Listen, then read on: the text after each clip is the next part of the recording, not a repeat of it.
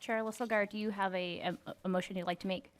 Yes, so moved. I move that House File 1506 be possibly included in the tax division. I also have a D1, So moved. DE1 amendment to get the bill in the proper order. Okay. I'll move that as well. Okay. So Chair Lisselgard moves to adopt the DE1 amendment to House File 1506. Would you like to tell us what the amendment does, because it's a DE amendment? It just gets us into the bill, and it updates the charts. Okay. Is there discussion on the amendment? Seeing none, all those in favor? Aye. Those opposed? In the opinion of the chair, the motion carries. The amendment is adopted. Please proceed. Chair Lisselgard, would you like to give us an overview of the House file as amended? Thank you, Madam Chair and committee members. The homestead credit refund is a state-paid refund that provides tax relief to homeowners whose property taxes are high compared to their incomes. If the property tax exceeds a percentage of the homeowner income, the refund equals the percentage of the tax property paid up to the maximum amount. As a taxpayer, the income increases. To share the property tax that the taxpayer must pay increases and maximizes the refund decrease.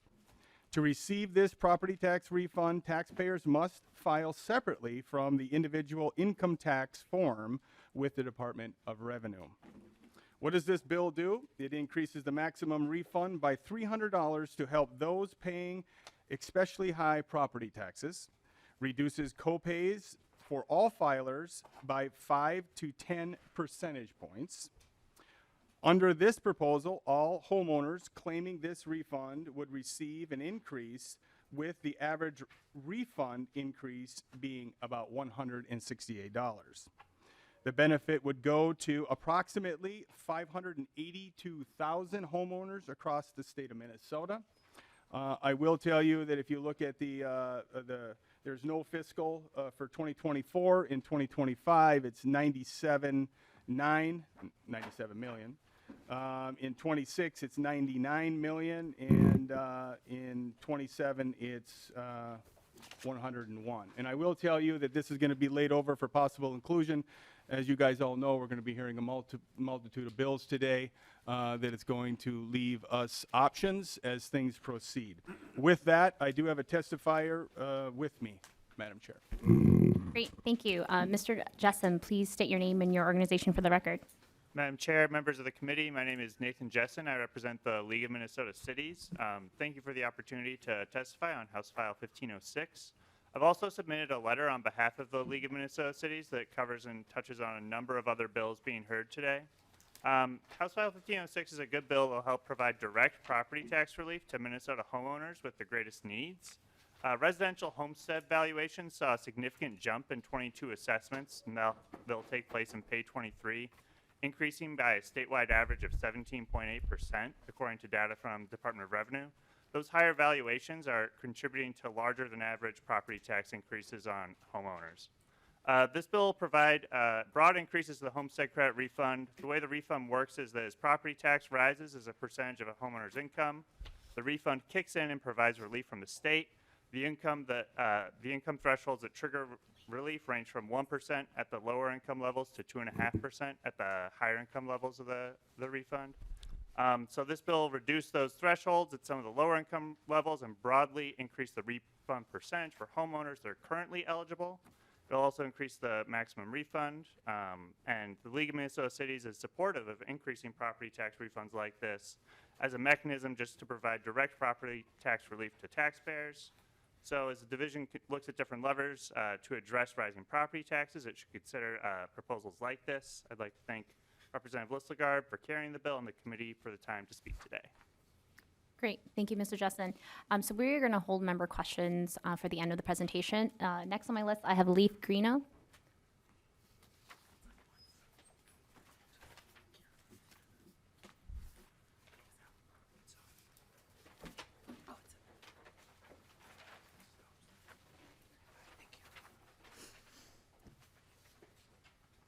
Thank you, Madam Chair, members of the Thank you. committee. Oh, please state your name and your organization for the record. Of course. My name is Leif Grenna. I am the president of the Minneapolis Regional Retirees Council. I have made it to the age of 70. And I want to begin by sharing a story about our state and its future, a story told in numbers about my generation. We are particularly interested in this issue from the point of view of what's happening with elders in our state. As of 2020, there are more of us over 65 and school-aged children in the state. By 2030, the number of Minnesota older adults is expected to double, as is those over age 85. Twice as many older women live in poverty than men. Greater Minnesota is aging more rapidly than the metropolitan area. The vast majority of us prefer to age in our homes and in our communities for good reason. Elders who age in place experience better mental, emotional, and physical health as we age. According to a study done by the University of Missouri and Columbia, quote, aging in place preserves seniors' independence, reduces care costs. In a 4-year analysis of aging in place, the total care costs for residents were thousands less than traditional care. Costs for living and health care never approached the costs for nursing homes and assisted living services. In addition, aging in place residents had improved mental and physical health outcomes. While aging in place is the preference of the vast majority of elders, we face serious impediments to it.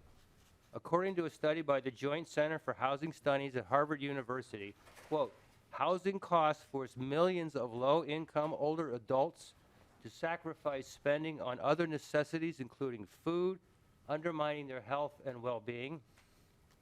Future property tax increases pose a threat to our elders. The Department of Revenue projects the following for 2023. Increases in property tax, cities 9.1%, counties 4.9%, townships 3.9%, school districts 6.9%, special districts 4.8%. The Harvard study I referred to a moment ago concluded at the state level, the principal means of addressing the housing cost challenges of older homeowners is to reduce the property tax payments of those meeting certain age, income, or other eligibility criteria. Getting old, as has been said, ain't for the faint of heart. As I myself age, I understand this all too well. I love to enjoy the outdoors. Fly fishing is among my pastimes, and I love to hold my baby grandson. And I now have arthritis in both hands and have had 2 surgeries in the past 8 months. Aging ain't for the faint of heart because it demands the endurance of pain and the mental and emotional struggle of dealing with loss of abilities and friends. I have come to see our elders as among the bravest people I have ever known. We urge the committee to support property tax relief and rental relief, frankly, for older adults. Aging in place is our safe harbor, our refuge, our place to safely and securely be as we age. It ain't for the faint of heart. Please do not let it get any harder. Thank you. Great. Thank you, Mr. Green, and thank you so much for joining the committee today. Are there any members of the audience who would like to testify? Seeing no public witnesses, we're going to move to member discussion on the bill. Are there any members of the committee who would like to say anything? Okay, well, seeing none, Chair Lisselgard, would you like to close us out? This is a great bill. I hope that everybody supports it. Thank you. And I renew my motion. Okay, so Chair Lisselgard renews his motion to lay House File 1506 as amended over for possible inclusion in the Property Tax Division report. And the motion is so moved, and the bill, House File 1506, as amended, is laid over for possible consideration in our division's report.